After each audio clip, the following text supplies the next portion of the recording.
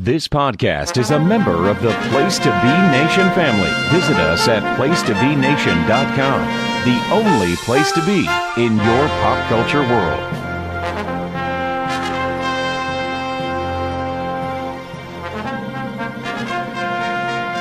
Place to Be Nation, welcome to this very special episode.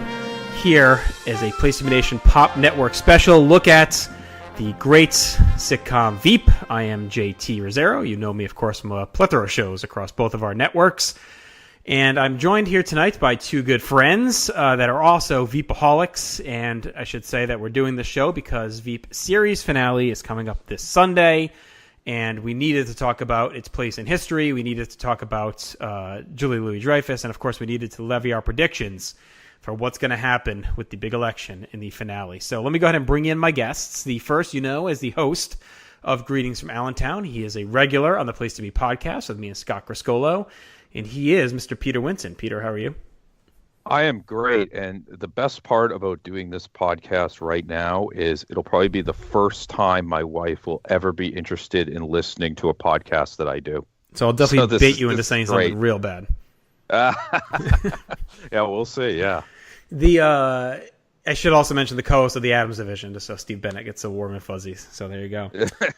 And also joining is, I'm gonna still say he's the co-host of Dadcast with me, even though it's been like 2 years since we've done one. And it was a trilogy, really. Like there's the great trilogy, Star Wars and Godfather and all these other ones, but the Dadcast trilogy is up there with any of them, and that is my best friend in the world, Mr. Don Carrara. Don, how are you?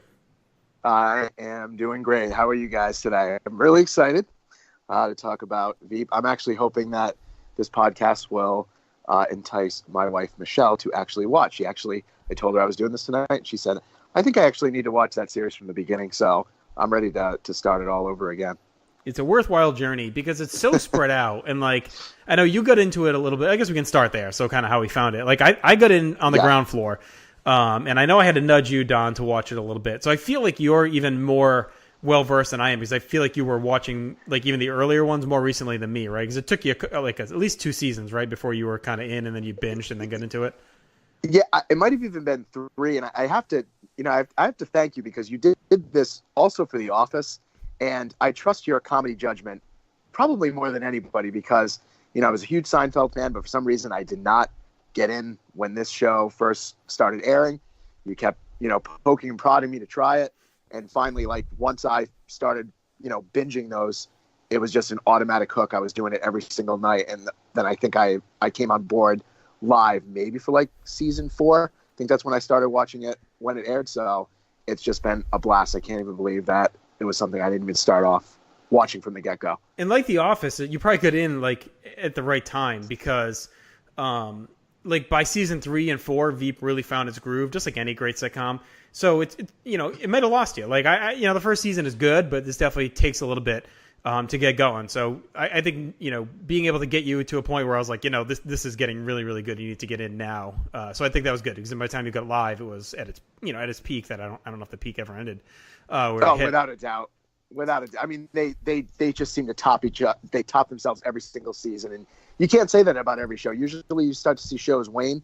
I was actually a little upset when they said this was going to be the final season, but I'm actually glad that they're going to go out on top. They're not going to overstay their welcome, but it's just brilliant comedic timing, improvisation. Just so many wonderful facets, and just cutting each other up left and right every single season. And it's just how can they top the latest comment that they actually said, the latest joke. It's been a hell of a ride. And Peter, it's interesting too because like Don mentioned, you're sad to see it go because they're such at their peak, but on the converse side, they're almost out of storyline. I think there's plenty of material they could keep mining, but at some point she's either going to win or lose and be done, right? I mean, so this seems like a natural endpoint. I guess you could have done a season fully of her as president, which we haven't really gotten, but maybe that's the tragedy baked in that we'll talk about later. That she maybe never will. So, do you agree? Well, tell us about how you first stumbled into the show and when you started watching. And then also, do you agree that they're kind of going out on top? I think there's a lot of gas in the tank from a comedic value standpoint because they are still just throwing heaters after heaters every week. But is there actually storyline material left? Yeah, well, to the whole thing about it ending now on top. This show is like the Sandy Koufax of sitcoms, in that Sandy Koufax was a pitcher in the '60s who probably had like his greatest season in his last year, so when he was 30 years old. So it's kind of like that. I ended up watching this show because my friend Merrill was badgering me, and usually he badgers me about, oh, you got to watch Breaking Bad, you got to watch this or that, or usually The Wire. Like, oh, he really wants me to watch The Wire. And I intensely resist this. But I didn't in this case because of the cat. Like, I knew people from the cast, like, okay, Julia Louis-Dreyfus, I know, she's had successful shows, multiple before. And also, I liked Reed Scott on My Boys. So that's probably a very unusual example of knowing somebody from before. So I watched this. He had told me about some of the things that had happened, and I bought season 1 blind on actually Prime Video, and absolutely loved it. Bought every season afterwards, and made sure I got the free HBO preview from the cable company during VEEP season. It's so that I could watch it live, and we could just text the quotes back and forth to each other as the show airs. And it's so good, and I feel like it's one of those shows that people are just going to discover as the years go on and realize maybe what they missed out on, because I feel like it's really critically acclaimed, and I think it does well enough, but you don't see a ton about it. Like, at least I don't. I mean, amongst critics and stuff you do, but just like from my friends and stuff, like, and Don, you obviously know our friend group pretty well. I think you and maybe Andy are like the only ones I ever really talk about this. And even Andy, I don't think he's current on the show. So it's like, and I feel like we have a pretty wide swath of friends out there that, for whatever reason, this seems to be kind of off the radar for a lot of people. I don't know if it's the HBO component of it or just the political piece. But God, they're missing out. Oh, I think part of it is because of Game of Thrones taking up all the oxygen in the room when they're airing concurrently like they are now. I guess so. That could be part of it. And I'm a huge Game of Thrones fan, but I think I actually got into VEEP before I actually started binging Game of Thrones in two completely different shows, different fan bases. But I feel, too, coming back to even what you said, Justin, that, I don't know, sometimes I think that comedies, they don't get their, rightful place at the table. And I think these other shows, like you guys also mentioned, like Breaking Bad, coming back to Game of Thrones, and even like Walking Dead, that have, mass amounts of fans, sometimes end up overshadowing this. But it's picked up so many awards, and critically acclaimed. Mm-hmm. And that's where I'm just surprised too that it is one of those things too, even in, outside of other groups I've been a part of, even people I work with, no one really watches it. So I've tried to entice people kind of like you did to me to just hop on board. And I actually got a colleague to do it. I actually got it as a gift for her for Christmas. And she and her family actually started watching it and are into season 1 right now. So it has won a ton of awards, and it's great because I feel like it's kind of made up for Julia Louis-Dreyfus for all the Elaine, kind of snubs and stuff that she went through in the 90s. And I think she started to get recognized more, amazingly enough, with the Christine. But now it's like this show was just lauded with. I mean, if you go through the Wikipedia page of like what they've won, it's just gobs of them every year. And broke the Seinfeld curse too. Oh, for sure. Yes, that as well. Right. The first one. Well, she did it twice, really, because, New Adventures of Old Christine was, I honestly didn't really watch it, but I know it did well and had quite the run. So she kind of busted the curse then, and then this was just like, the icing on the cake of just destroying the thing and delivering a show that arguably, you and I and Peter, I know you're a Seinfeld guy too, we hold Seinfeld obviously in extreme acclaim, and I'm really struggling now. Like if you asked me to sit here and rank like Curb, Veep, and Seinfeld, I just shut down. Like I can't even sort out in my mind where I would rank those 3 shows. Like I feel like Veep's hit rate is much higher than like I feel Seinfeld has some down episodes, even Curb has some slow episodes, and maybe it's because I haven't rewatched the Veep ones like a ton. Like Seinfeld, I've seen so many times, and Curb I've seen so many times. So maybe that's part of it. But Peter, do you agree? Like, does Veep seem to have less misses to you? And I know it's less episodes overall, so that probably helps, but yeah, that's my read on it. Well, for me, Veep is number one, and in fact, I rank it number one for sitcoms above everything. Yes, even above Mr. Belvedere. And I say that as somebody who is so passionate about old sitcoms. When somebody in the Place to Be Nation chat earlier proposed, who is better, Potsy or Ralph Malph? And I went on like this 5-chat diatribe about how Potsy is better for just about any situation. Like, that's how I am with sitcoms. And Veep has just raised the bar for like all of time. I mean, I've never laughed so hard so many times at this one show. Even if it's only 64 episodes, I feel like I've laughed the equivalent of like 400 episodes of another show. It's amazing, and it's so quick. Go ahead, Don. Yeah, and I find myself, this is one of the few shows where I laugh so hard, and we've watched a bunch of episodes together that we have to rewind to catch the next part of the joke because you're still laughing into the next piece of dialogue. And I love Julia Louis-Dreyfus unfiltered, and they're just so fast with the insult. It's just machine gun fire that even yesterday, just by myself, even ones I don't like laugh out loud, but I'm just kind of laughing to myself. I'm backing it up just to hear the joke again because they land so well. And to me, and I've struggled with this too, to me though, this has solidified her as that this is her number one role. And I think it actually trumps Elaine. And I'm a huge Seinfeld fan, as you know, but I think having her kind of go off the reservation a little bit, she's not really tied down to like the NBC, whatever, FCC, whatever those kind of guidelines that they had to adhere to. And it's just been amazing. I just love to hear the shit that comes out of her mouth. It's hysterical and fucking brilliant. And I agree. I swear. I have her over Elaine too, which it sounds blasphemous, probably to people who are diehard Seinfeld fans that haven't watched Veep. Part of it is that, she is the focal point of the show, whereas Seinfeld, the four of them are. You could argue that classically, as an actress, she was the best of the Seinfeld four, but she wasn't always presented as the top dog in that show. And this was someone that, recently has pretty much rewatched them all to write them up. So while she gets her due, oftentimes she is presented as kind of, a background player in a lot of episodes or, not getting the key storyline. And that evolves over time. She obviously gets tons of screen time, but she's never presented as the alpha. And here she's the alpha. And I think what gives her so much extra credit for me, too, on Veep is the way she has raised all of these other people around her. And I'm not saying this group was not great actors or actresses in their own right before the show, but if you look at a lot of them in season one and where they are now, and how they're hanging with her, and they're just feeding off the energy that she brings to the show, and that they've just absorbed from working with her. Just one of the great improv actresses and sitcom actresses of all time. And again, there's some quality folks on here, but you can tell that they've all just upped their game with her. And to me, that's something that didn't happen with Seinfeld because it was more that, besides Jerry, they all kind of came in with the chops. Whereas with her, with this show, she's really raising the game. I mean, you look at, guys that were well-known kind of, funny bit players like a Gary Cole or a Matt Walsh. You've seen in Dodgeball, you see him in Old School. These guys pop up everywhere, and they're real funny.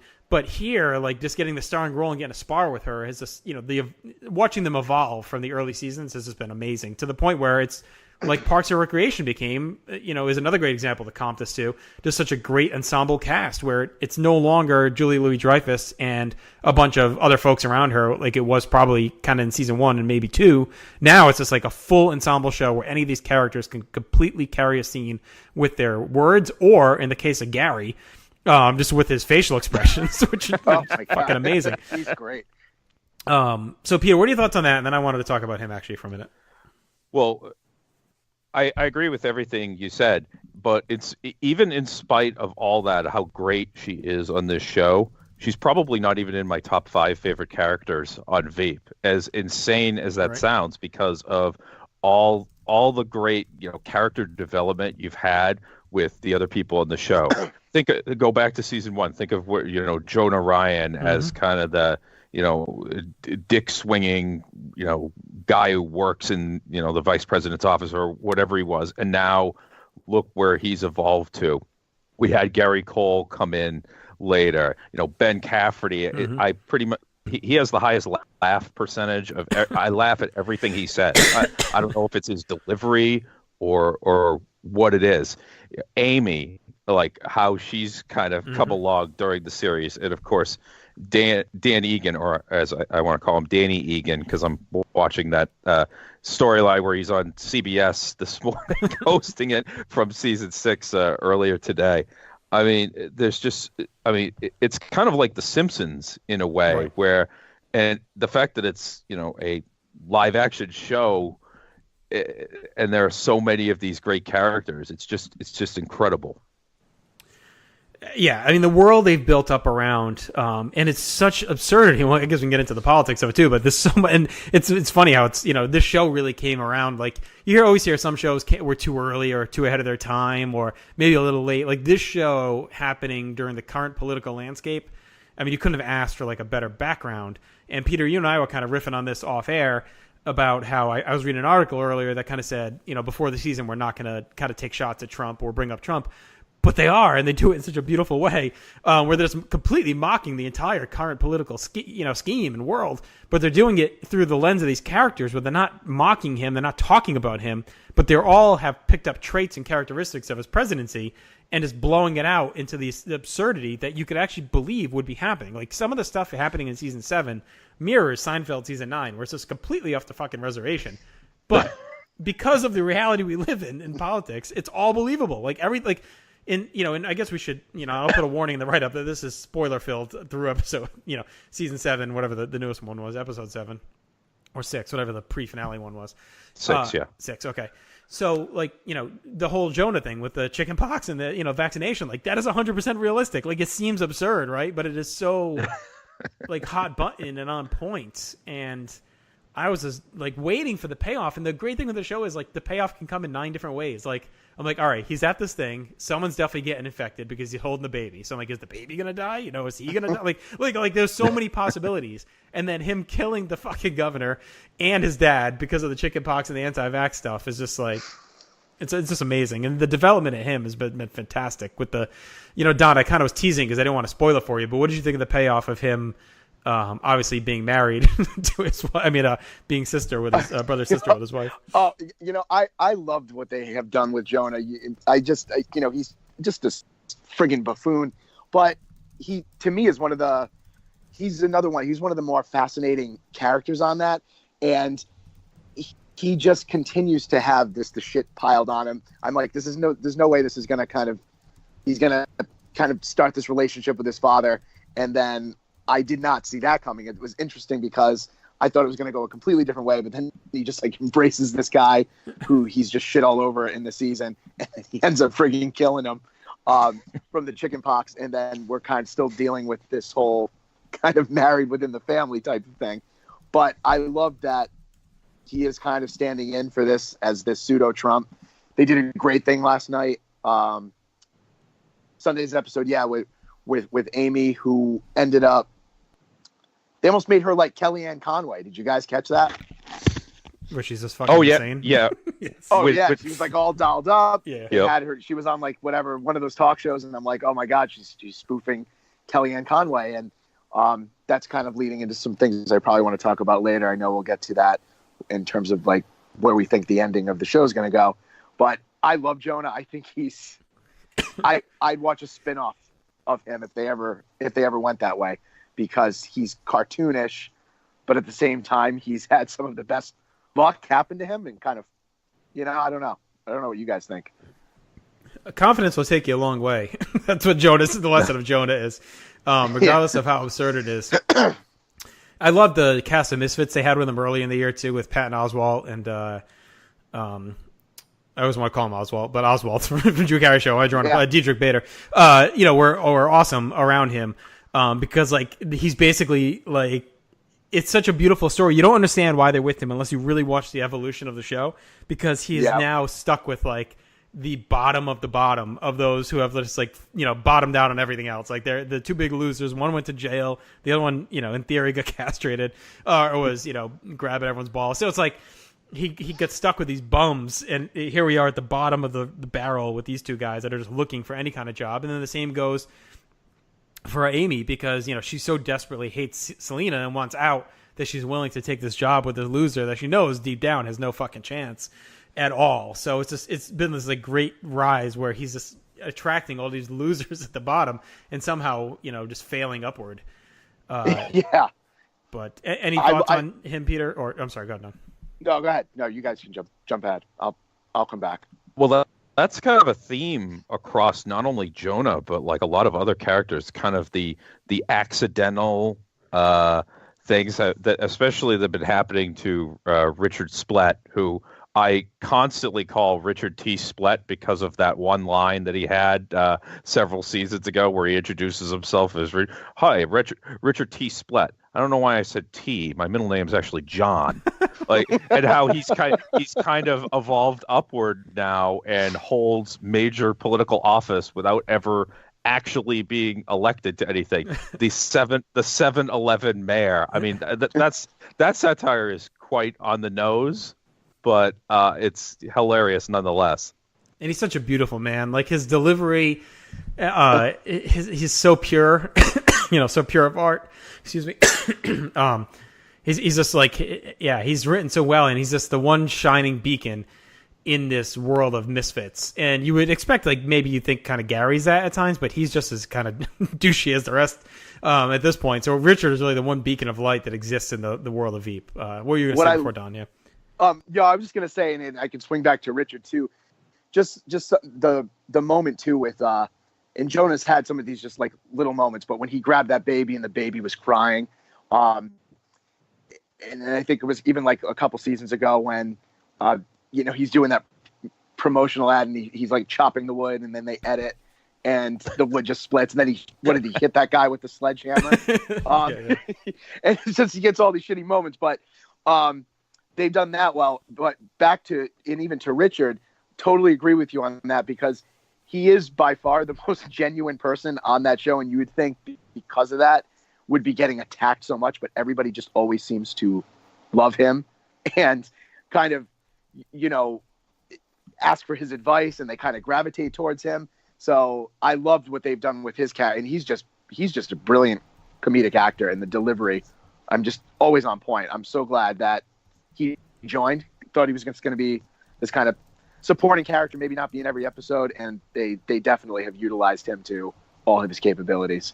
And that's the amazing thing too, because these episodes are not that long, and the quality and how much they jam in, and the quickness of the scenes, and how many characters and actors they can get into these scenes and give them shine. Like, do you ever walk away from an episode feeling like, oh, we didn't get enough Gary, or oh, we didn't get enough Kent? I mean, obviously you'd always want more because it's so good, but like I don't ever come out feeling like, oh, they really screwed Ben in this episode. Like every episode, all these characters get shine, and it's amazing. It speaks to how quick it moves and how fast the dialogue is, and you really got to pay attention to. Which is a lot of times why I don't watch it live, because I'm like, it's 11 o'clock at night, and like I really want to focus. I mean, like I really want to pay attention to it. So yeah, that's one of the biggest takeaways for me is just how much they get out of every minute of every show. And those fast things, I mentioned the things with Jonah and just these sometimes these subtle moments, and then they'll cut to a new scene. So even the editing helps bring out some of that humor that we all love, and it's perfect because it'll go from just something that's one extreme, and then it cuts to another character in an entirely different location. And I think that also helps the humor and to give those characters their kind of shining moments. So I absolutely agree with that. And just think of how fleshed out as well, like the background characters are, like a Tom James. Oh yeah. Or even I'm drawing a blank on her name, but the Finnish lady that was all over. Minna. Yeah. Like, even her, like there's already so much development in her as a character that when she pops up, you just know like the relationship already with her and Selena. And these are just background characters that have already been just gotten just enough development to where we understand what they're about and who they are.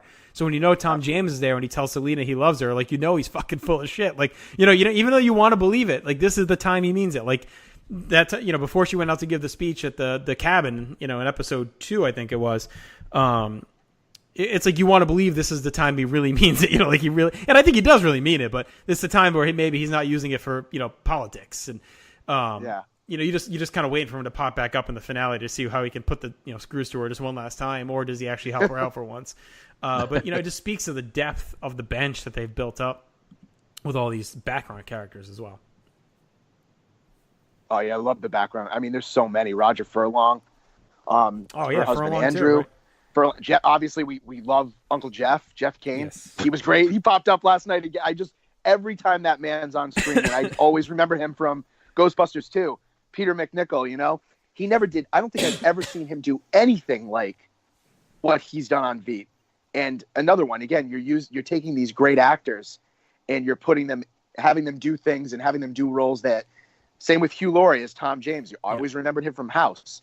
And also amazing comic timing. So they're really getting as much as they can out of these characters, but love Jeff Kane and Roger Furlong.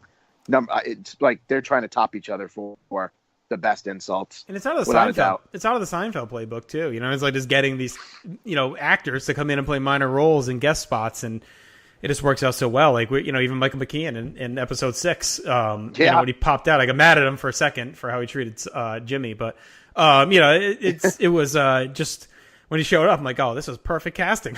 Like this is amazing. He's such a douche, and then he ends up paralyzed, and I love that ending where he's just fucking rambling on talking to Richard about his life, and how it's gone wrong, and like they leave him in the fucking room by himself. It was so good. But Peter, let's talk Gary. So are either of you Arrested Development watchers? Yes, I am. I've only watched a little bit of season 1, so I won't be able to probably talk as in depth as you guys, but I'll listen. All right, so I think we have like a poor man's Elaine versus Selena argument with him, because like in he's so awesome as Buster Bluth, the neurotic kind of mama's boy son in Arrested Development, and then bang, he comes in as Gary Walsh, who was just like kind of an evolved version of Buster Bluth in a way. And again, just the way, he's Peter, you'll probably appreciate kind of the Kane, like 97, 98 Kane of Veep, where, just tells these stories through his facial expressions alone, or like an El Generico or whatever, where like, he mumbles and you could barely hear what he's saying half the time, but his facial expressions and the way he says it, and he lives in this whisper box of everything, and just with his love and, adoration of Selena, this leaks through everything he does. And you keep just waiting for them to end up together. Like, is it going to happen or not? We'll see. But he is so in love with her. But just like the things he says and his hatred of Catherine has been such a good running through line through the whole show. Just like his fully disdain for her, and the way he just negatively shits on everything she says and does, is just amazing. Like that last episode when she comes in the dress and then they pan and he's sitting there looking at the newspaper, just like with the look on his face and just complete disregard. Didn't he say something too about her haircut under his breath? Was he's like, "My kingdom for a barrette"? Yes. But Peter, give me a talk Buster versus Gary. I would. There are definite similarities between Selena and why am I blanking on Lucille, or Lucille 1 from Arrested Development, in terms of the kind of mommy complex that Tony Hale's character has in both of them. I mean, even like the act of when Selena was doing the more political stuff and she would meet the people, the way Gary would always like lead in and do the that's not his wife, is his mistress, and like say stuff really quick to like brief her on like who these people were. It's like, that is very much real. I mean, there are people like that who are actually doing that Gary job in Washington, D.C. And the way he could just convey everything with his facial expressions. Buster could do the same thing as well, although with Buster's character was the Buster character was incredibly over the top, given where that went with the hand and all that stuff. The way Gary just sort of evolved, like they gave him that love interest for a very brief period. They were in that room with the cheeses. It's been a while since I've seen those episodes, but he definitely has issues interacting with other people normally, except for Selena, because that's basically his entire life. Some people join the priesthood and serve God. He has joined whatever the hell it is under Selena and is serving her. And it ties right into him doing the faith, what was it called, the faith-based or whatever the fuck it was, right in there. Buy a lot of Bibles. Yeah. Yes. So it's good to see him get his brief run there, and where they kind of shook things up within the team. And I really liked the twist of having Marjorie as the bag girl for those couple episodes and just how good she was at it. And she has kind of quietly climbed the ladder too, like her here and there in season 5, but then by the end of season 6 and all through this season, like she has really upped her role too and just been really, really funny. Where she almost, is kind of in on the joke of what a loser Catherine is half the time, which I think Catherine is maybe one of the most. I feel like everything else is very realistic. I think if they veered off anywhere into maybe a bit over the top parody, like maybe you could say like a late era Seinfeld kind of thing would be her. Like maybe like I'm not even complaining about it because it's really funny when they just batter her, but it may be like one step too far with her character of just what a beaten down idiot she's become. But because she was a pretty proud, stand up for herself girl, and now she's just kind of crumbled into this mess. And I know she's got the broken family and is in the public spotlight, so maybe it's based in reality. But if there was one character that I think is maybe a little off the reservation through all this, it's been her. Well, I don't know if you should use the term off the reservation, given that Marjorie is of Native American descent. But anyway, her story, like her mommy issues, where she is literally dating the double for Selena in the Secret Service, is quite hilarious. Although I will say, I don't think that Catherine probably is like my least favorite out of the major characters. However, the thing that they did where she's dating the kid from Iran at one point, I want to say that was like season 3, that leads to the song that Selena sings at that speech, Catherine, don't talk about Israel. I think it's 50 ways to lose in Denver or something like that. Like that, just the stuff that they come up with is incredible, even for characters that I don't even like that much. Right, and I mean, and she's really only least likable because of how stacked everything else is. It's like, someone has to be at the bottom, right? I mean, when you have such a loaded team, there's always still has to be someone who bats ninth, and that's her. I do think she's become better as the more absurd she's gotten. Like, she was more annoying to me early on, and now it's like because she's become such a parody because Marjorie offsets her so well. And I don't know how like, it didn't really fully click to me about how she pretty much was dating her mom in a way until they said it in this episode. I forgot who made the reference about the marrying a doppelganger or whatever. And that's when it really kind of came into light from like, oh yeah, that's really what they've been doing this whole time. I'm not sure why it didn't click with me before that, but any other characters we wanted to touch on? We didn't really get too much into Dan, Kent, or Mike. Any comments on any of those guys, Dan? I mean, Don. Don, yeah. Yeah, with Dan's another one who just like he's perfectly smarmy, and I remember him from, I don't know if you guys ever watched the show The Big C. It was on Showtime, and he played. This is how good of an actor he is. He played a completely opposite character. He played this Laura Linney's character has cancer. He played her doctor, and he was so compassionate and just empathetic. And then you see him on this, and he's a stereotype in some way, kind of like this guy he's going to get all the women. The In Bed with Selena was a little bit surprising to me. Yeah. That was like, but also not kind of within the context of that story. But he will go with whomever has the most power. So I love what they're doing in the last few episodes where he's tied to Richard because, he's kind of been with Selena. He's not. He was working with Amy, and then he was doing the kind of like the Today Show. And wasn't there something else, another job that he had at one point? I just love how he kind of just like migrates and will just be with, the position of power at the time just to try to further advance himself, but he doesn't ever really advance himself at all.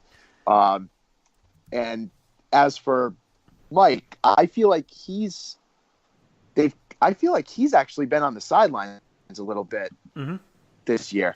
Which I'm kind of okay with. I'm kind of okay with that. Yeah, like I like I like what they did last episode where, the podcast, and you actually see it from the point of view of what the podcast would look like.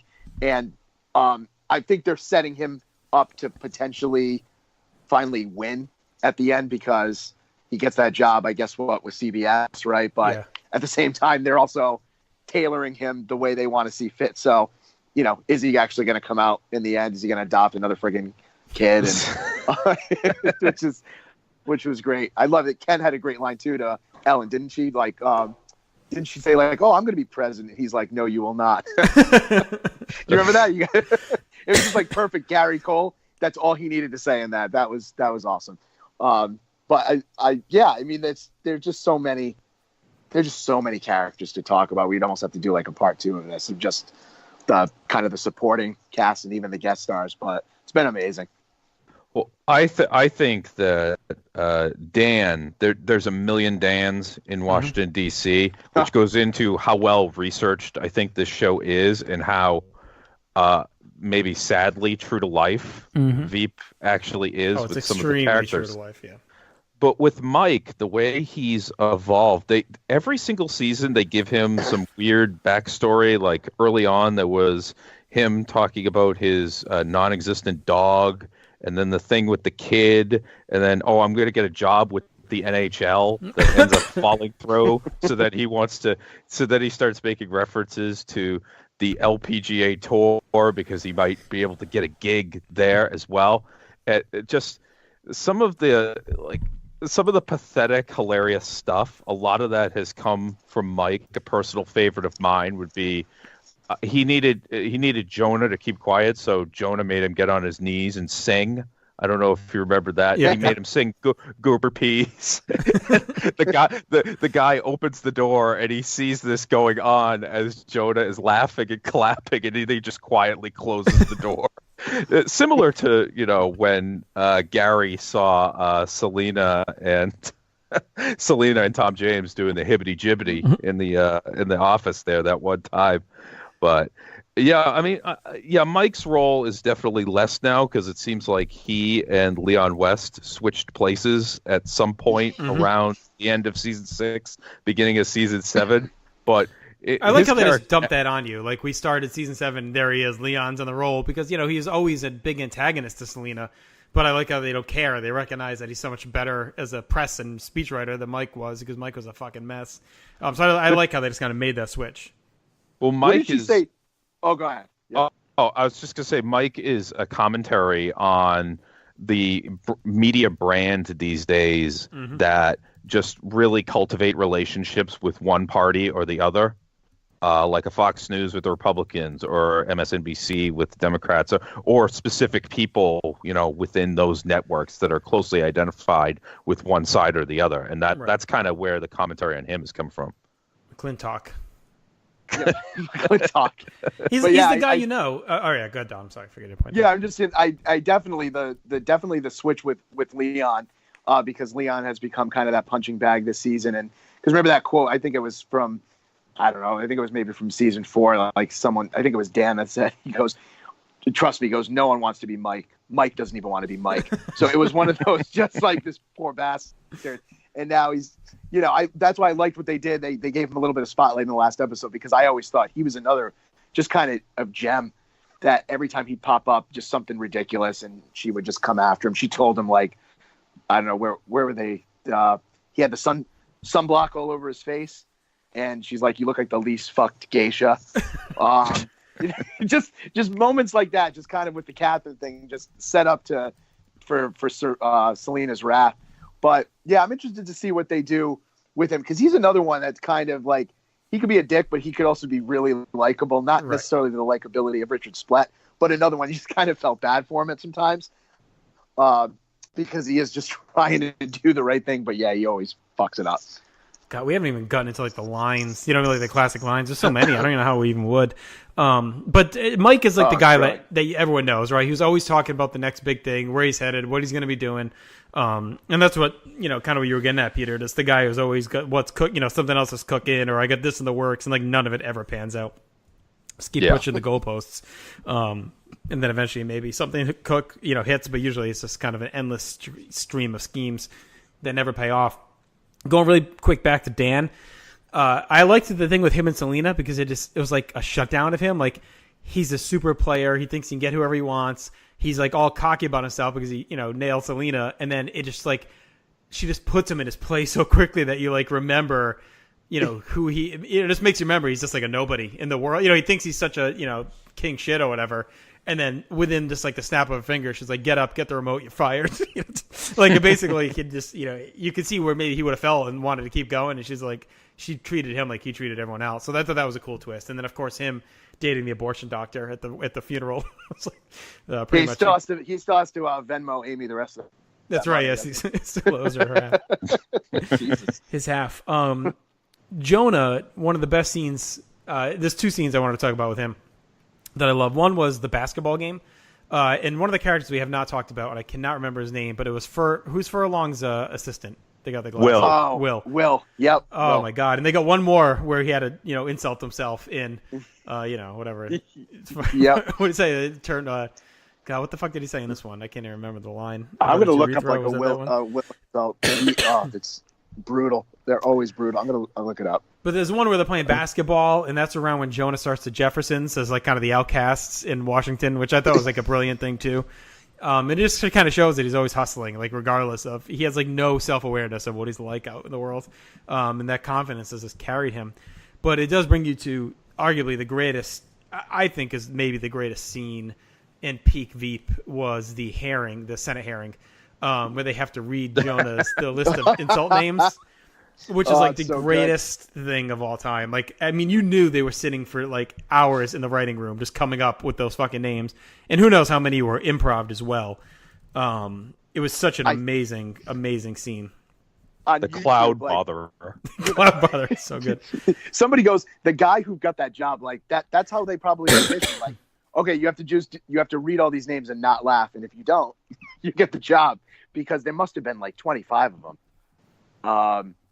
And those were brilliant. I got them all. There's 21. Ready? Here they are. Spewbacca.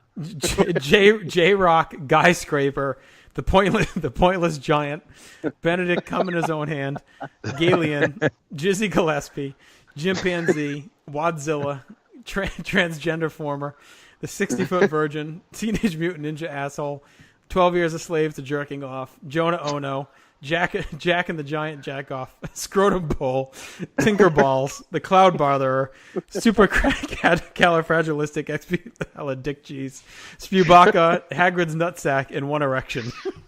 Oh God, those are all the nicknames. My friends in college called me Tall McCartney. What season was that one? I believe it was 5? The end of season 3 or 4. Yeah, you may be right.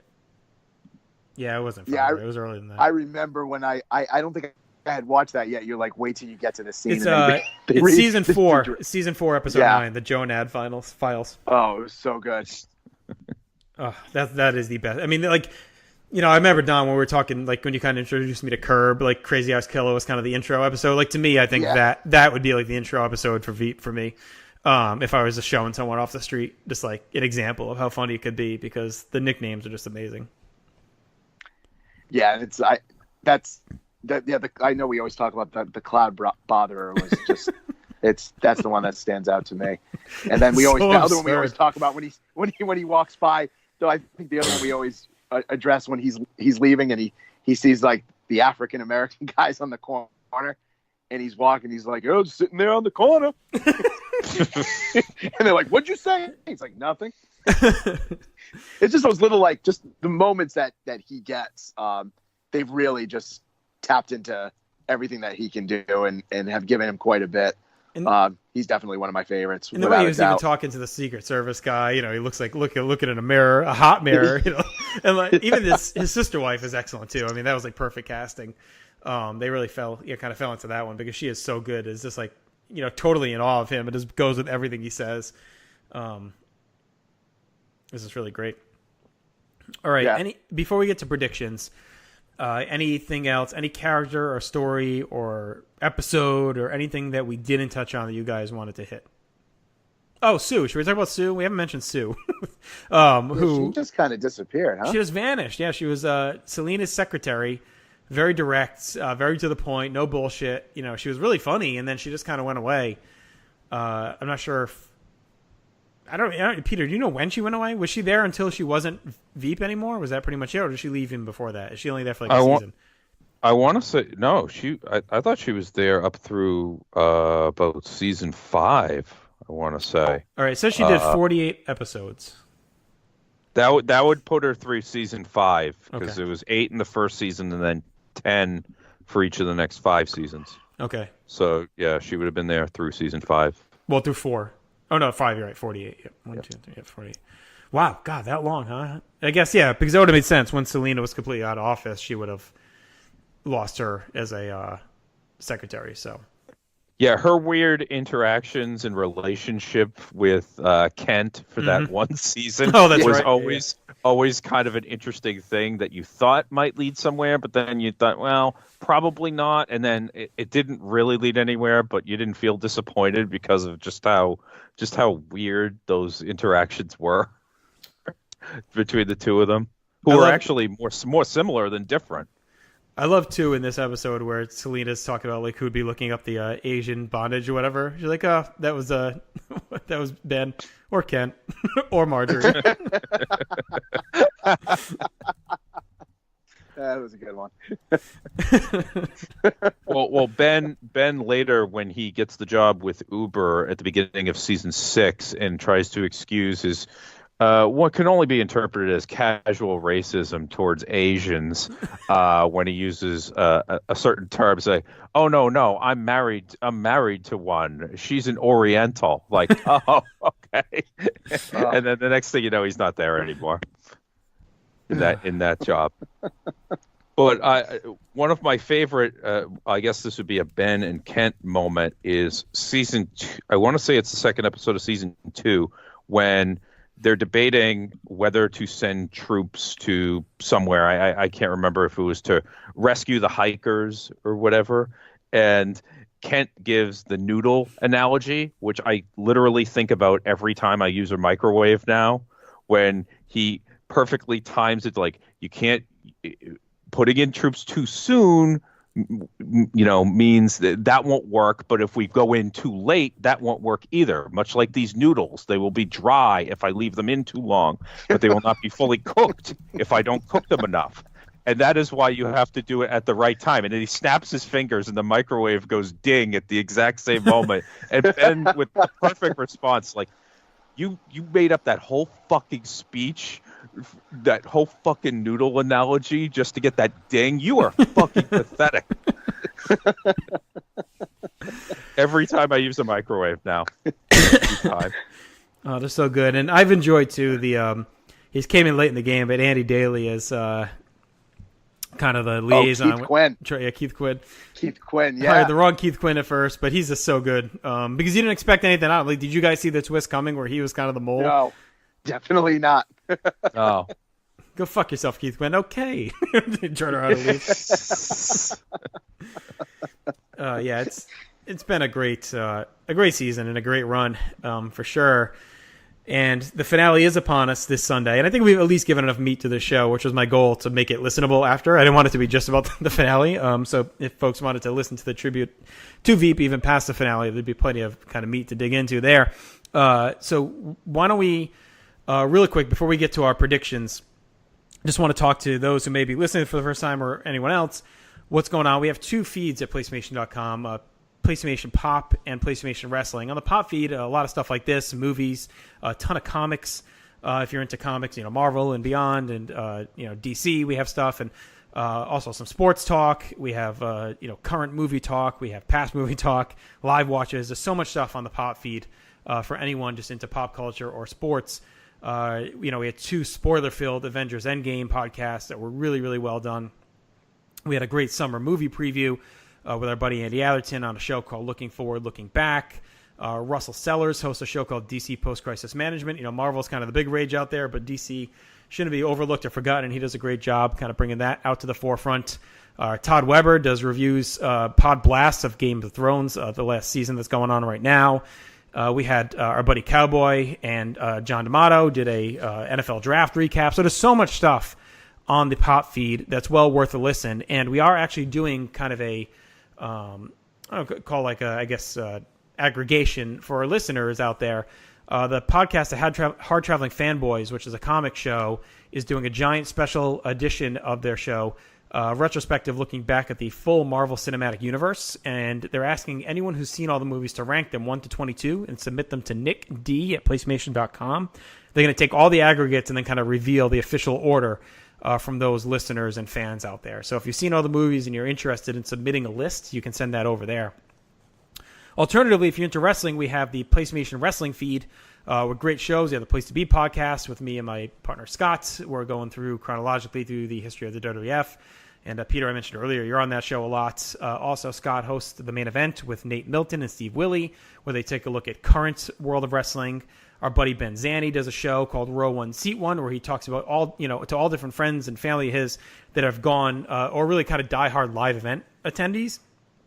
And that's even beyond wrestling. Like, he had a guest on episode 2 that has visited every MLB stadium and has been to a ton of UFC events. So he talks about that experience. We have Greg, Tim, and Jenny. They are talking WCW. They take a look at specific wrestlers and kind of break down matches of theirs, 3 matches at a time, and kind of give a various spectrum. And it's a really fun and funny listen as well. And then, one of my other projects I have going on is with my buddy Jeff Machado, who is a novice wrestling fan, has never really followed much, but that's not because he didn't want to. So I'm taking him through, the history of wrestling, teaching him, and he's really funny. He's really into it, and it's a real fun show to do, and it's one of our most acclaimed ones that we do. And on this last episode, I spent a good 40 minutes talking about the foibles of my grandmother's funeral. So definitely tune in just to hear that, if nothing else, because it was quite the event that I walk you through, and Jeff's reaction throughout the whole thing are funny too. And it turns into a little diatribe on Catholicism at times as well. But, check that out. So lots going on our 2 feeds and PlayStation.com. I just really wanted to touch on that for anyone who may just be checking this out for the first time. So with all that said, guys, the finale, VEEP, this Sunday coming up. Sad, but also exciting, because we're finally going to find out, will Selina Meyer finally take the throne as President of the United States? Will it be Richard Splett? Will it be Laura Montez? Will it be Dan Egan? Who the hell knows? I feel like it could end up being anyone. But I feel like the main players are going to be, it's either, to me, there's 4, right, that you have to handicap. There's Selina, there's Tom James, there is Jonah Ryan, and then Richard Splett, right? I mean, I feel like one of those 4 is probably going to end up as president. Those are the 4 I'm leaning toward at the moment. I know you could sit here and think, okay, well, maybe they run something and Cammy ends up, but I feel like she's just been a red herring through this whole process. Like, you just kind of keep waiting for Selena to lose to her and getting pissed off. But I just feel like she's there just to kind of bait you in. I don't see her being the one that wins, and I don't think they go back to Montez. I think those are 2 red herrings. I think one of the 4 I mentioned, to me, stands out as the most likely. And I feel like the most likely scenario is Selena ends up as vice president under one of these folks. So that's kind of what I'm working with right now. Peter, what do you have as kind of your prevailing scenario heading into the finale? Well, what comes to mind first, and this is going to sound weird, is there's a song years ago by the band They Might Be Giants called James K. Polk. And in it, they tell the story of how James K. Polk became president. In 1844, the Democrats were split, the whole deal. And basically, James K. Polk was the compromise candidate at the convention that year and goes on to win the presidency. I think what's going to happen is at the convention, there will be some sort of deadlock with Jonah raising hell on the floor and Selina Meyer, and nobody can get a majority. So they all get together and decide, you know what? We're going to continue this failing or we could accidentally moving upward trend. Mm-hmm. And we're going to nominate Richard Splett as the candidate because now he is the governor of Iowa. So it is plausible to envision him, even though he's been governor for like a week, I think, in the storyline. So that I don't even think you end with the presidential election. I think you end it with something like Richard saying to Selena, "Would you like to be my VEEP?" Right. Yeah. Right. Right. Yes. So yeah, we don't even get to the election. We just get to him asking her. I mean, she has to end up as vice president, right? I mean, it just has to be the way because that's been the whole show. It started that way. She was stuck, boxed in, no way up. But she's such a power whore that she'll take it, right? So you can completely envision her taking that role under any of these people. I mean, the real comical one would be Jonah, right? Jonah moves on and she ends up under him. But I feel like that's almost too telegraphed too. Like you just keep waiting for him to break through. I think it's more likely he gets shot than elected because they've kind of hinted at that a couple times as well. As long as we get Uncle Jeff laughing at whatever malady he undercomes. But I have a feeling we may have seen the last of Jeff. I think him laughing it up at the funeral and almost dying of laughter, which I thought he was going to do. I really thought they were going to have him die right there at the thing. Like it's kind of like the end of his usefulness. He was able to see Jonah kill his dad and laugh at him at the funeral and then die a happy man. Don, what are you leaning toward? Yeah, I mean, I see everything you guys are talking about in terms of the four. I definitely think it's so obviously we're not going to have Selena be the president. I think it has to come full circle, possibly with even a very similar scene to, season one to really come back if we do see someone ascend to the presidency. But Jonah Ryan, if they want to kind of, take a shot at Trump, obviously, because Trump was this unlikely candidate. No one said he was going to win. He, went off script constantly. He didn't give a shit. And I feel that's also too obvious. I'm leaning towards Richard. And yeah, same thing. He's only been governor for this short amount of time, but I feel too, he's the one we could actually see because he was the person we would least, expect to ever get to that position. And what they've done with him in just these last few episodes from the 7-Eleven, the dog mayor, and, to governor now, I feel like it's setting up for that. But I like Peter's theory too. That's actually really interesting. But I feel like go ahead. Yeah, go ahead. Well, I feel like they have to be setting up something with him failing up, right? I mean, they're not going to keep doing it for no reason. Like he quickly moved up 3 roles already, and it has to be for some reason. Is it because they're going to do the same thing and make a president, or Dan hints at the end of the episode he's a superdelegate now. So does it come down to him actually swinging the vote, and now he has to choose between Jonah and Selena, who he's kind of been behind both of them? Is that the role he's meant to play, and not become actually president, but be the guy who determines who will run for president? Because they pretty much have set that up, I feel like, with that throwaway line at the very end of the episode, like, you're a super delegate now, with that, becoming governor of Iowa. So he can choose for himself who he'll vote for, and, does he become the tie-breaking vote? And basically they're all clamoring for his attention. Is that the way we go? I think that's very possible.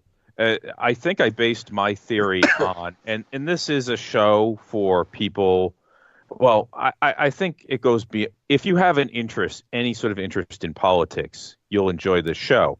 And people who enjoy political theater, I found they tend to love, especially political reporters, love when there's a deadlocked political convention, which is why I'm convinced that this is something that's going to happen in this last episode, because it hasn't happened in reality in over 50 years, because they try to avoid the chaos that happens. But chaos on VEEP is inevitable at every turn.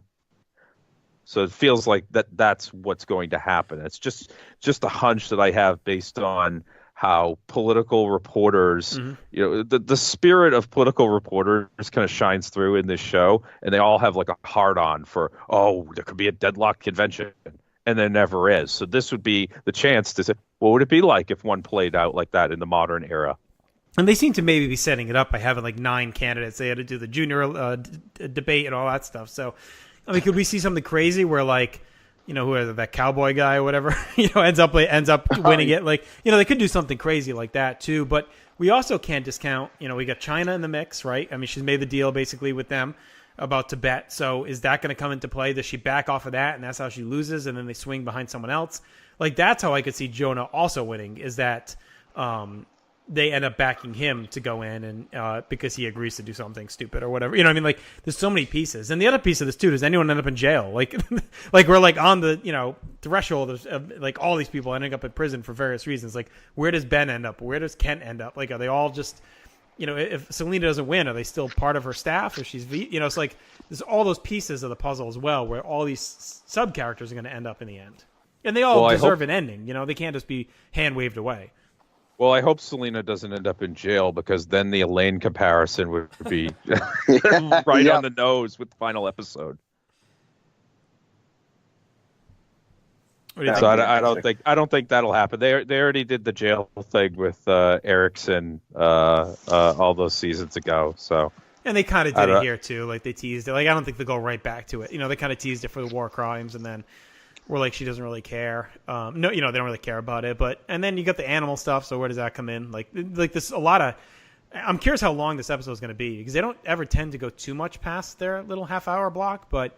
There's like so many things in the air. Like, how are you going to wrap all this up? You got the wedding, right? I mean, they're going to have to show that too. So you got the wedding for Catherine. You have all these characters have to get wrapped up. We have to solve who's going to at least move on to the general election to become president. And you have, the Chinese stuff, the animals, PETA stuff that's out there. It's like there's so many pieces. Plus, you have Gary, what happens with him and Selena? Is anything going to happen? Is he finally going to confess his feelings? It's like there's so many pieces just floating out there for this episode. It's going to be crazy how they cram it all in. Well, there's two things with this season that I haven't been particularly crazy about. One of them is that it's a 7-episode season instead of the 10 that we've become accustomed to. So it's kind of like driving 82 in a 65. Yeah, you're probably safely driving there, but you're going a little fast, quite frankly. Right. The other I agree. thing Some is, stuff feels rushed. Yes. With these last few episodes, unlike you, I watched this show live because, like I said, I like to text the quotes back and forth with my friend. But unfortunately, these last few weeks, with Game of Thrones running long and the Westeros Conference playoffs going into overtime every week, the show's going on at 11, so I'm staying up extra late. So I don't know.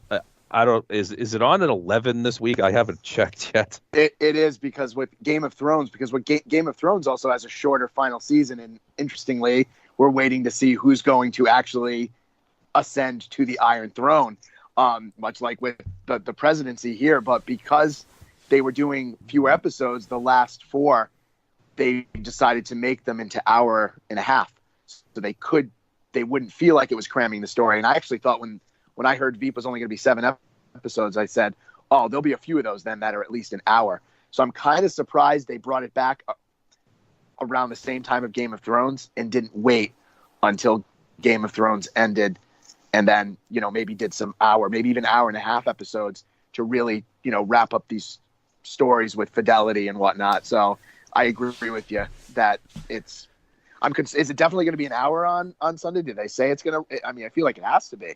I haven't seen anything. I need to check my guide, I guess. But, I wonder how much of the scheduling really got thrown off by Julia Louis-Dreyfus' breast cancer. You know what I mean? Like, I wonder how much of that played a role in how much they could film. And I'm a little shaky on the timeline there. I'm not 100%. They are set for 50 minutes this 50? Sunday, starting at 10:50 Eastern time. Oh, okay. I am planning to watch the finale live, I think. I think I'm going to, because I don't want to be spoiled on anything, so I think I got to watch it. So, Don, I'll leave it to you if you're going to try and just coffee up and try and watch it together. Or, like I said, I'm happy to rewatch it with you the next day or whatever. But I am definitely planning to watch the finale live. That's a haul. Yeah. Yeah, it was. They already said they're definitely starting it around. I think it's like 10:51. Yeah. So, and then it'll be an hour long. So there you go. Take it almost midnight. But it's one of those ones. I feel like if I don't see it, then I get spoiled, which is entirely possible. Even though I don't see a ton on Twitter. Like, I usually been watching on Tuesday mornings at the gym, and I've made it every time without getting spoiled. But I feel like this could, drop, because I do follow a bunch of them on Twitter and stuff. So. Yeah. Well, here's the actual episode description as I'm reading it here. The nominating fight between Selena and her rivals reaches its climax as their race comes to a historic finish. So I think we see the main election. It's just vague enough to leave quite a bit of mystery there. Yeah, I think we see the general election. I think we have to see her. It has to end with her as Veep. It just has to. I mean, that's the fitting. The whole show has been around her inability to get past that point. And even when she did, it was just so brief and then ripped from her again. Yeah. Timothy Simons, by the way, who plays Jonah Ryan, is a good follow on Twitter, and it's funny because he's the exact opposite in real life. He's extremely liberal and very political activist, very opposite of Jonah Ryan, which is funny. I have been meaning to order a Jonah Ryan shirt, by the way. They always pop up on my Facebook feed as like, I know he was doing it for charity at one point as well, so I got to check that out because I keep wanting to get nice. one. All right. Any other thoughts? Dan and Amy, anything happen with them? Do they end up together? Yeah. See, that's another one too. They've been tempting, and these characters don't always get these positive, endings here. But because it's the last episode, I could see that because they've had the relationship in the past, and he saw her in the last episode. I forget what he said to her, but he thought it was another woman, and it was a new dress she had on, and she clearly wants to potentially be back with him. So I could see that maybe settling down. Who knows? If they they may fast forward too, like after the election. I could see them going 5 years down the line and checking in with everybody of where they are. So I don't know. Maybe it's one of those where Dan is this family man. We don't expect it, but yeah, still, but go ahead. Oh, he's with the OBGYN now, though. So it seems like that. yeah, that might lead. By the way, not the first show in which he dated an OBGYN, as he also did. I believe he dated Mindy Kaling on the Mindy Project. So yes, one of those sort of cross-show things. He, I feel like they've invested so much time into him and Amy, and kind of like the Sam and Diane of this thing. So I feel like they have to pay it off somehow. I do think they teased a little bit of Amy and Jonah in this last episode, like just a hint, perhaps. But I think her and Dan end up together. I just think they've put way too much investment and time into their relationship to just have it not lead to anything. And they're too sharp and well written of a show. And if they don't end up together, it's going to have a very specific reason and payoff why. Well, they had that moment too, it was kind of by the water, where I think it was right after he got rejected by those gay men, because they thought he was too old, and he had that conversation with Amy about stuff that just didn't matter. I think he was just talking about something sexual, but it almost indicated does he have this change of heart? But then the next episode later, I think it was, I don't know, was he with her sister again? Yeah, and then it was Selena, and then the OBGYN, and then there was somebody else. So it's like he was back to his ways. So I don't know. That's 50-50 right now of whether or not they actually do, in my book.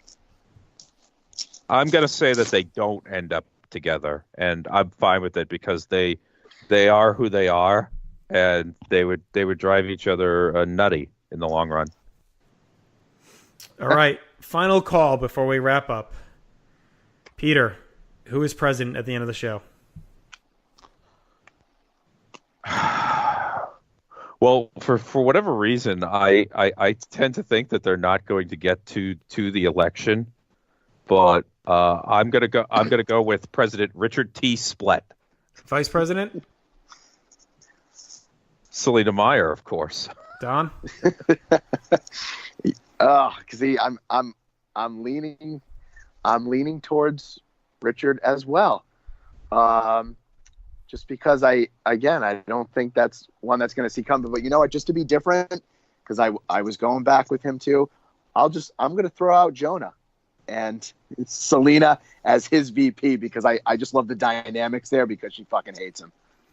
All right, I'll go completely different just to make it three different answers, and I'm going to go Tom James as president with Selena Meyer as vice president, because I feel like they've also invested a ton in that story for him not to just vanish, walking off the stage pissed off at the debate. I think he screws her one last time, and she ends up as vice president, and they end up together.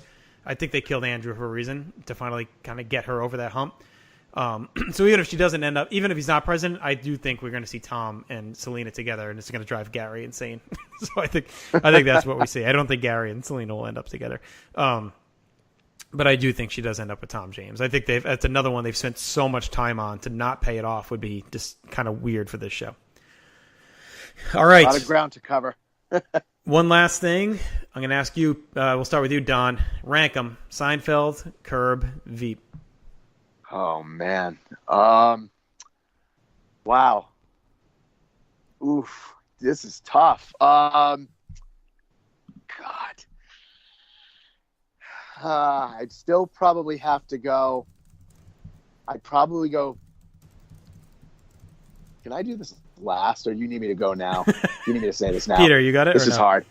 Oh, waiter, I'm ready to order. All right, go ahead. My order is Veep, Seinfeld, Curb. Now, I've watched Curb far less than either of the other shows because, I mean, it's not in syndication or anything like a lot of the HBO shows. It's like you're not going to turn on TBS and see Curb Your Enthusiasm at 8:35 on a Friday or Saturday night or whatever.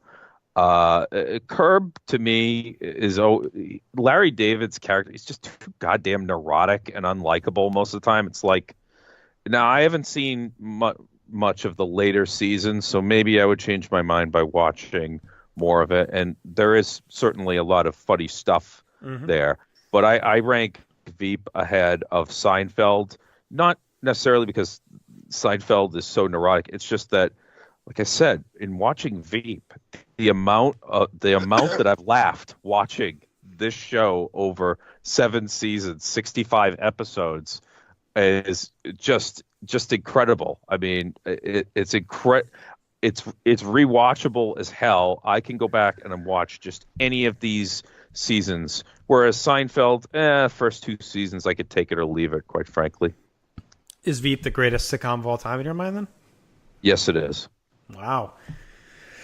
That is heavy, heavy praise. I am going to go...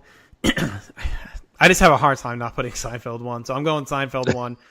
Even though I've pretty much sat here and give you every reason why it's not better than the characters in the show, but I'm going Seinfeld 1, Veep 2, and Curb 3. And I love Curb so much. But I if you're nitpicking, and like these are all like A+, I mean, you're really nitpicking, just like top performers.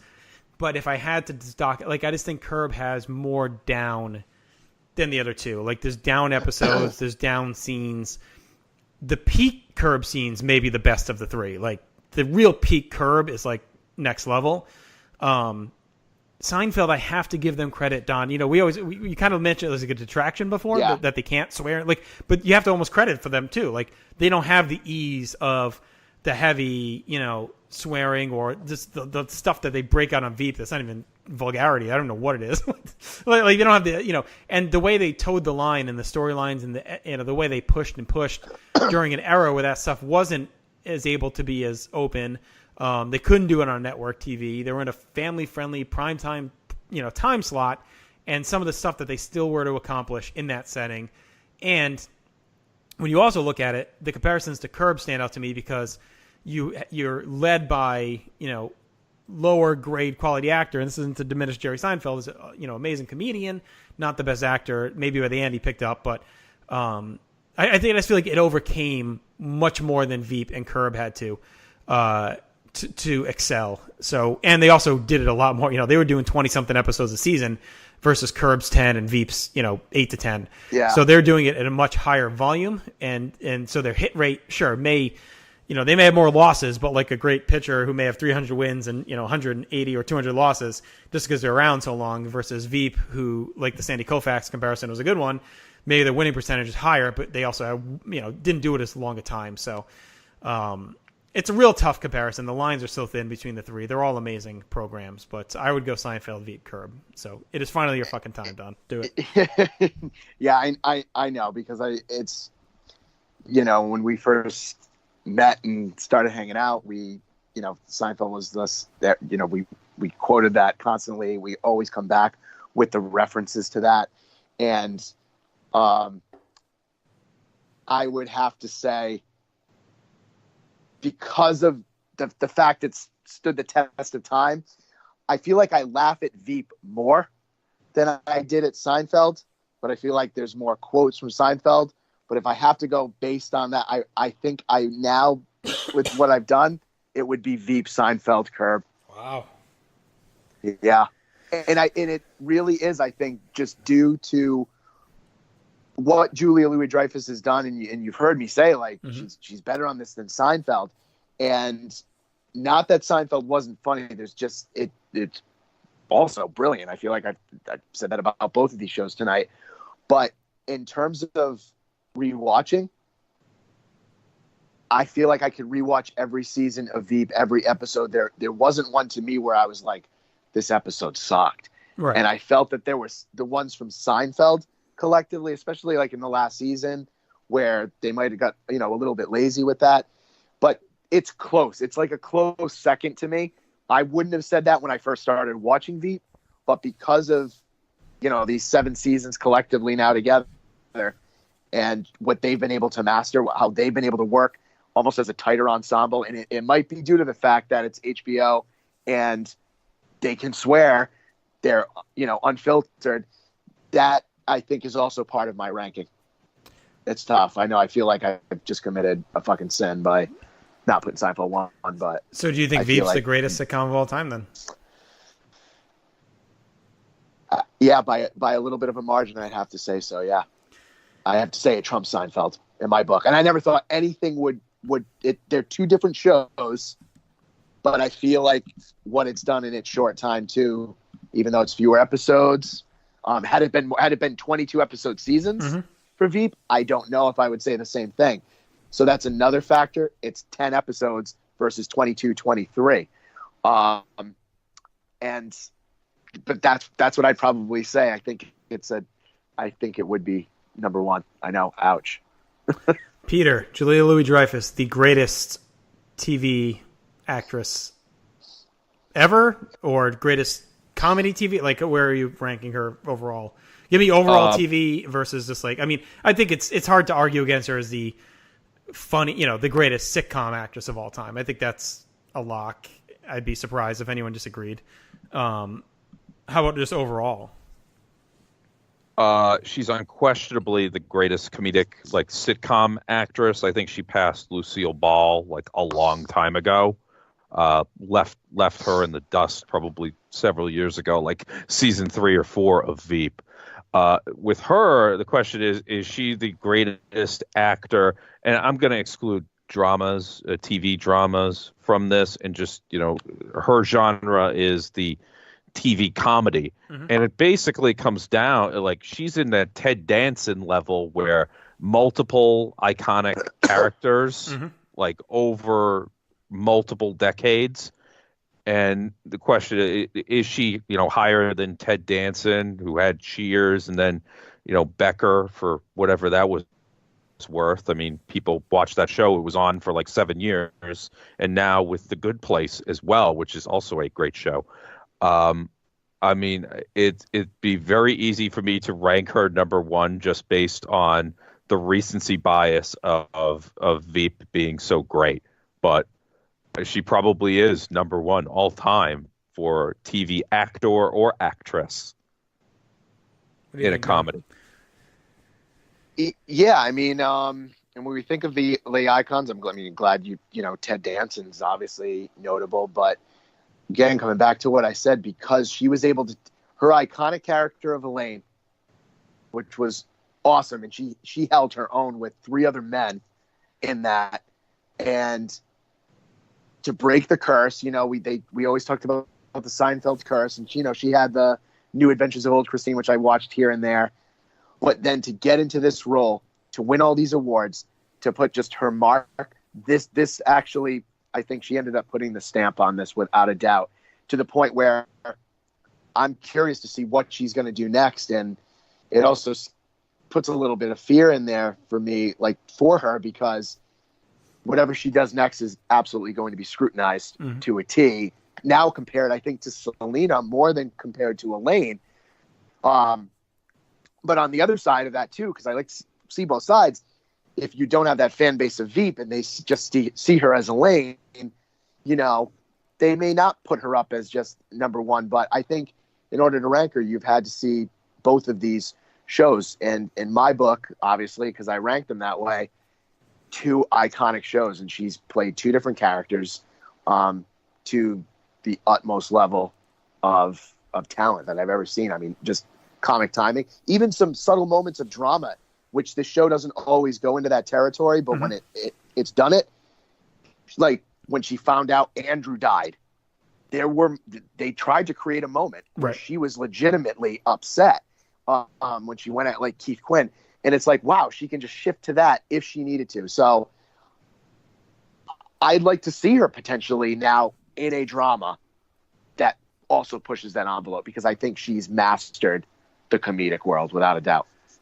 Is she one of the biggest whiffs for Saturday Night Live that they had her on the roster and didn't use her? And then I don't think it was as much of a whiff as like people just do not pay attention at all to that period of time when she was on the show. Because I mean, Lorne Michaels gives that 80 to 85 era a good burying because he wasn't there, which I guess is right. But that's when she was there. I mean, but she was underutilized, right? I mean, I just remember reading in one of the Saturday Night Live books, like talking about how she would barely get any time. Like that's one reason she left. Like I think she decided to quit because she wouldn't get any screen time, pretty much. I think it was a man's world too at that point, more so than we're seeing now on SNL. If that version of Julia Louis-Dreyfus turns up on SNL in 2005, 2006, when Tina Fey is the head writer, even a little before that, I mean, she's the biggest star on that show. Mm-hmm. Yeah. Well. Yep. So there you have it. Yep. Sorry, go Peter. Oh, I was just going to say. I mean, Eddie. How are you going to outshine Eddie Murphy on SNL like in his prime like that? I mean, it's tough. I mean, but maybe if they use her a little bit more, she sticks around and then eventually blows up into something. You know what I mean? Like, it just seems like she just went so under the radar. Or maybe she wasn't ready either. Who knows? I mean, Seinfeld wasn't until a few years later, so who knows? She does have Christmas Vacation in there, which was good. But it sounds like you have Julia Louis-Dreyfus over Patrick Duffy and Suzanne Summers then from Step by Step, as far as the greatest of all time. So and a little bit over Claude Aiken as well. Not Christine Lakin, though. She's number one in my heart. All right. There you have it. Obviously, we all think very highly of VEEP. If you haven't watched it and you've listened to this, thank you. You should watch it. If you have watched it, you should go watch it again and relive everything. I think eventually I'm going to do that. Maybe we'll do something on the site with it because it is such an amazing show and deserves the love. So thank you to all that put on this show. It's been an amazing ride, and I think we've said everything we need to say about the cast and the writers and the creation of the show. And we'll watch excitedly Sunday night for the finale and rewatch for many years to come. So that's Don, that's Peter, I'm JT. We are out. We'll talk to you soon. Everyone take care, and be sure to check out everything else we have to offer at PlayStation.com. Team Selena for life. Take care.